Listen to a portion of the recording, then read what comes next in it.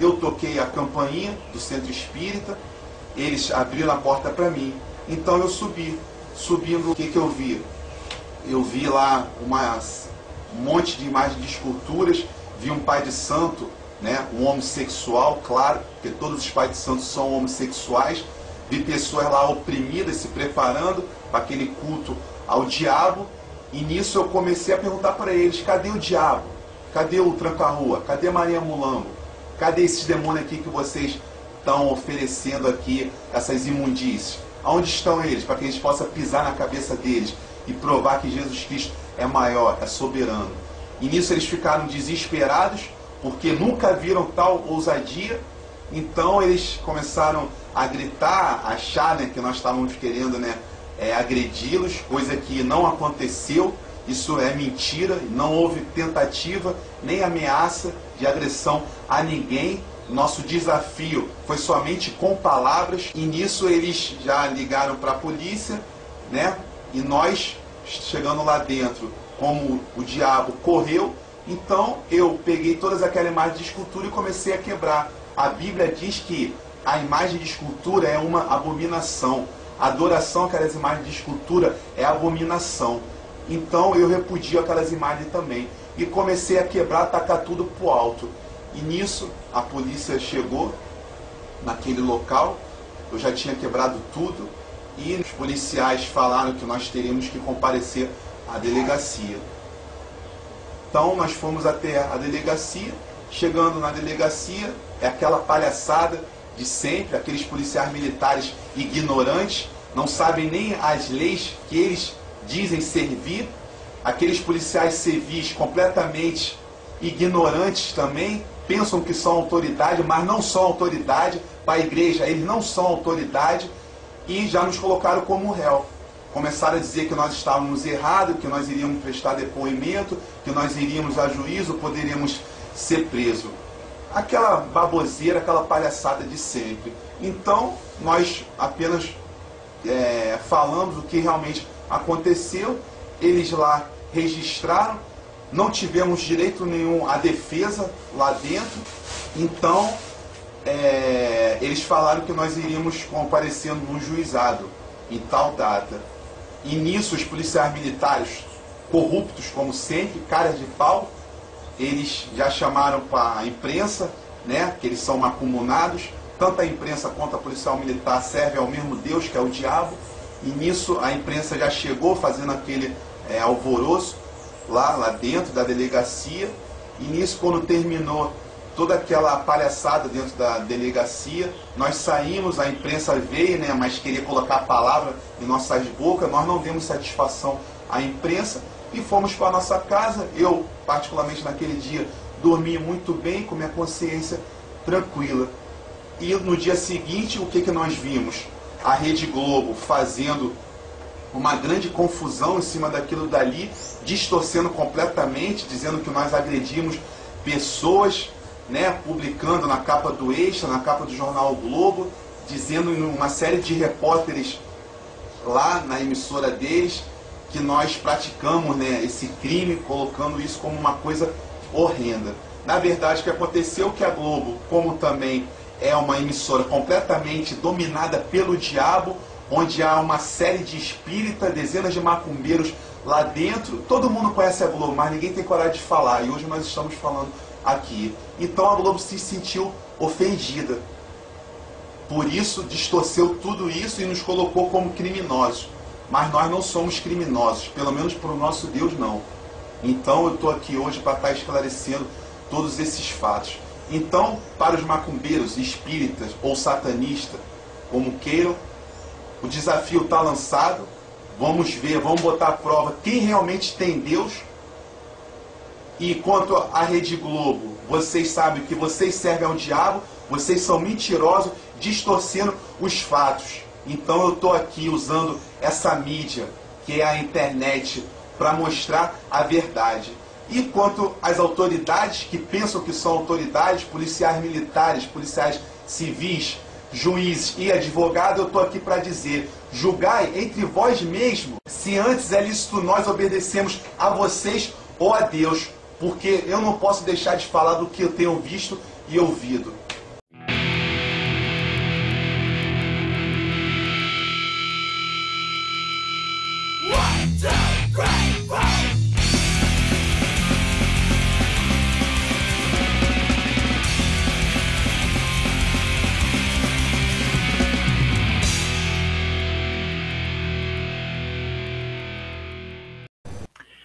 E aí, galera,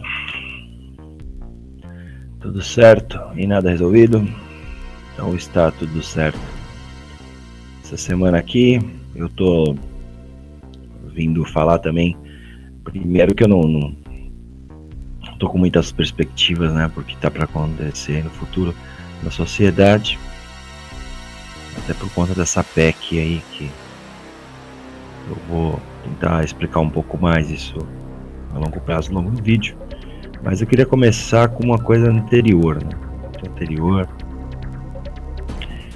Que é um debate que teve aí com o Eufemisticamente Zoeiro, que deu uma trollada nervosa no Lilo Vlog, né?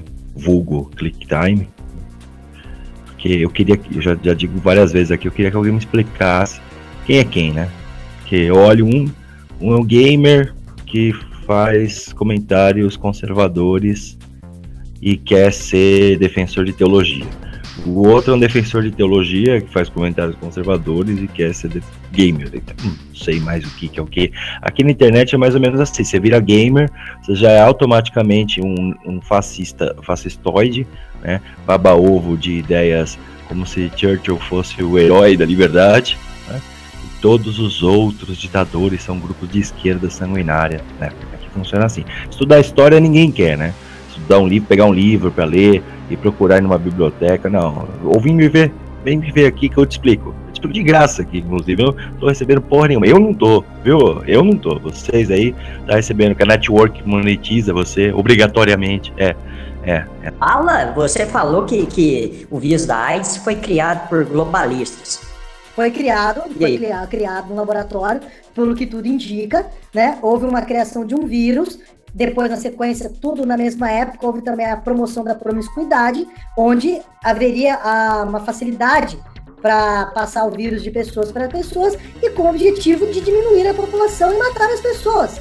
Se você analisar todos os pontos, que foi o que eu pedi para as pessoas fazerem, estudarem e ligarem todos os pontos e chocar as informações com a realidade para tirar as conclusões, foi o que eu disse. E aí, isso é insano? É insano? Peraí, deixa eu ver assim. O vírus da AIDS surgiu na década de... por volta da época de 68, de acordo com as informações que foi passada por um cara que estava relatando o que ele fez no passado.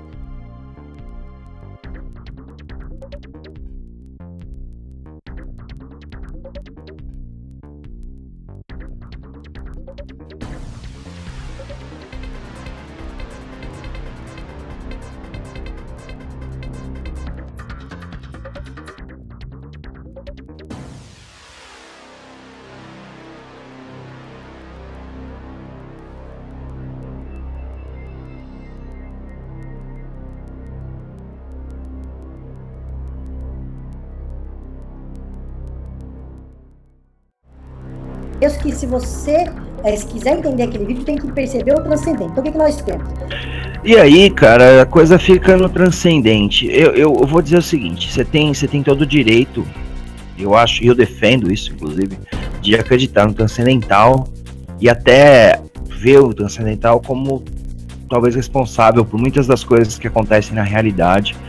Existem inúmeras religiões que pensam assim, todas elas pensam, inclusive, né? Toda religião ou toda visão de crença, de fé no metafísico, vai atribuir às características do físico um elemento sobrenatural, vamos dizer dessa forma. Até é discutível, todos os sistemas são discutíveis, mas vamos falar dessa esfera invisível que está além da matéria, né? Para alguns crentes, porque também se pegar para os espíritas, às vezes vão dizer que existem moléculas espirituais, é complicado isso aí, não dá para eu fechar que é simplesmente além da matéria, mas o relevante nessa questão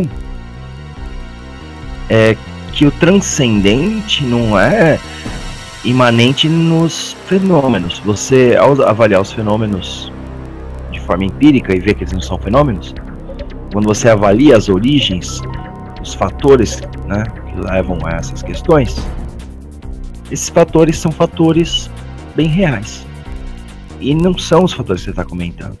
Um dos pontos importantes é que o mapeamento genético só foi feito em meados do final dos anos 90. primeiras clonagens em 2002, tá? Então não tem como você criar um vírus a meados de vários anos. Agora, se você levar em conta o transcendente, aí pode tudo. Aí Satanás pode ter criado com os espíritos malignos das sombras uma série de vírus mortais e desenvolvido a promiscuidade para matar todo mundo, né?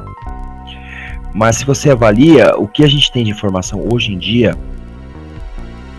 é que há um processo da construção do vírus, surgimento do vírus, a mutação do vírus, não, através de africanos, né? Então tem toda uma história que pode ser bem pesquisada, que a canalização de um processo para outro ocorreu por causa das guerras de independência, a relação de mercenários que entrou no continente e foi entrando em contato com o vírus, mercenários que entraram no continente africano, especialmente no antigo Congo, que é pertencente à Belga, né, que era o Congo belga. O Congo belga foi atacado por piratas, digamos assim, contratados pela Bélgica e tudo mais, e aí acabaram entrando em contato com a doença, né, provavelmente tanto por violência com a população, como com relação a estupro e outras questões desse tipo, infelizmente muito comum, né. E os haitianos também foram arrastados para trabalhar para lá, né, levaram a doença para outros países também. Então esse processo de abandono, especialmente por curiosidade, especialmente no continente africano, que foi saqueado e torturado, né, o vírus teria continuado inclusive lá. Se tivesse sido essa correlação, não teria se espalhado dessa forma, né? Ele só se multiplicou através mesmo de um processo dessa invasão ali do Congo belga. Isso praticamente todo mundo sabe. O vírus da AIDS só vai ser descoberto por meados de 81, né, meados dos anos 80, por aí. Em 81 ele é descoberto, identificado, catalogado e tudo mais. Então isso, até as pessoas entenderem o que estava acontecendo, só na década de 80 que teve um grande boom de compreensão. Inclusive os Estados Unidos é o país com mais quantidade de pessoas com a doença, né, da síndrome da imunodeficiência, né, que aí você e aí dá margem a essas teorias conspiratórias. Bem, mas só se tiver uma força sobrenatural atuando. Aí é uma crença muito particular sua e que não tem nenhum registro, tem registros de como ela se organizou, de como ela chegou até o continente americano, continente que estamos, né, na região norte especialmente também, e por outros países. Existindo esse registro, não vejo por que tem que se inventar essas histórias, né? Então você ouve uma história, é muito curioso isso, porque você dá atenção a uma história fantasiosa, mas os outros grupos que estão tentando pesquisar a respeito são ignorados. Pelo contrário, até da parte do ClickTime, né? Não vou fazer a piada hoje, não. Já fiz bastante. A do ClickTime com relação a isso é completamente ignorado, né? Então é absurdo o que ele fala, fora as posições que são bem preconceituosas que eles estão divulgando ali no canal deles. Ao colocar esse tipo de declaração, ele determina uma versão perigosa, eu acho, da sociedade, porque essa visão globalista Illuminati, ela defende uma reversão, ela inverte a lógica, ao meu ver, para colocar que nós, que vemos o mundo de outra forma, temos um plano de destruição do catolicismo, e não que o catolicismo destruiu uma série de culturas. Não é à toa que hoje, por exemplo, as pessoas não acreditam mais em Thor, não acreditam mais em Zeus, não acreditam em Ísis, uma série de divindades e religiões que foram extintas pelo catolicismo, extintas assim positivamente. As crenças mesmo da cultura, das várias culturas indígenas que nós tivemos aqui, as várias etnias, foi praticamente exterminada. A dialética da colonização, digamos assim, que leva a isso, a Igreja Católica colocou os deuses das várias culturas tupinambás e tupi em geral como deuses inferiores, se apegou a Tupã como uma versão demoníaca, né? E enfim, tem várias questões. Tem, por exemplo, o índio Aimberê. Vocês pesquisarem sobre o índio Iberê, é um índio que tentou resistir à colonização europeia, foi traído pelos próprios índios, e ele é visto em várias peças católicas como um demônio. É descrito como um demônio. Ele não fez nada a não ser tentar resistir. Então a forma como eles colocam é: o catolicismo está sob uma ameaça, os brancos estão sob uma ameaça, porque tem um grupo globalista com o Marcuse, a escola de Frankfurt, que se infiltrou na sociedade geral. Como se a própria sociedade não conseguisse observar as contradições da imposição da religião e dessem uma resposta. Entende? Como se as pessoas não pudessem olhar e falar: peraí, não faz muito sentido Deus ser 3 pessoas em uma. Não faz muito sentido a Terra ser o centro do universo. Não faz muito sentido o céu ser nessas nuvens que são só bolsões de água pairando sobre a atmosfera. Não faz muito sentido. Quando eu morrer, eu não vou para lá, não vai ter esse lugar. Aí, essas coisas todas que as pessoas foram questionando por questionar não são um plano centralizado, globalista, onde a serpente sopra nos ouvidos das pessoas. Tudo isso, na verdade, são constatações com relação à realidade. E é isso que me preocupa com relação ao fanatismo dessas pessoas. Elas não entendem a realidade, não querem entender e pregam a lei do silêncio. Pregam o não debate, pregam a não compreensão. E isso é muito problemático. O fato desses conservadores se ligarem aos liberais é porque os liberais se posicionam contra o pensamento comunista, que é um pensamento que, em origem, tem elementos muito mais ateístas. E esse ateísmo é o que preocupa esses grupos conservadores. É só a questão da religiosidade. Isso é muito problemático, ao meu ver, porque eu entendo que as pessoas deveriam ser respeitadas em suas crenças. Eu, enquanto um indivíduo completamente ateu, eu quero ser protegido nisso, eu quero ser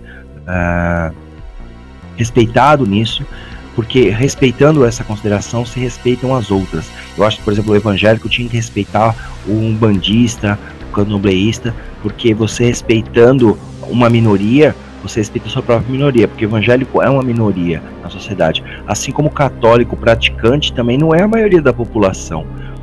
Os estudos sobre o que é o católico hoje são muito divergentes. A pessoa é batizada, nunca mais vai na igreja, mas tem uma ideia mais ou menos de catolicismo e responde no censo que é católico. Então a gente tem uma análise de dados problemática, porque a metodologia usada, ela passa por esse problema, né, hoje. Então essa é a primeira questão, que é essa conspiração toda, né, que eu queria falar.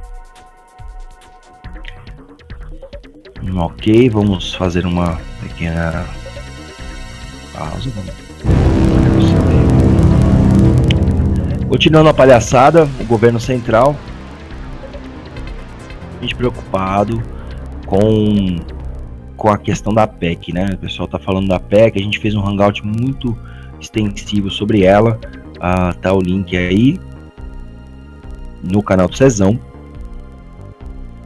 E um dos apontamentos que foi feito nesse debate é que ela não é uma novidade, né? Não é uma novidade do governo temeroso. Não veio do nada, o Temer não surgiu no sarcófago ali da Transilvânia, né? Como a gente comentou ali, acho que foi o Vitor que falou. Eu estou usando essa piada bastante porque realmente faz sentido. Todos os cortes que estavam sendo propostos já estavam sendo propostos no governo Dilma. Então, essa briga de fora Temer, fora Temer, fora Temer, e esqueçamos que Dilmão, coração valente, lá já estava fazendo um esquema, é bem complicado.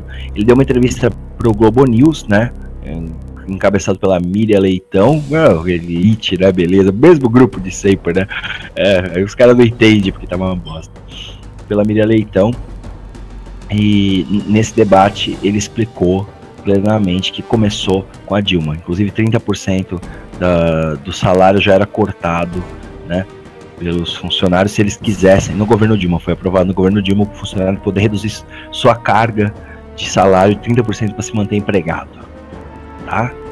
No governo Dilma. Ele falou: só tô continuando com a ponte pro futuro. E ele não tá mentindo.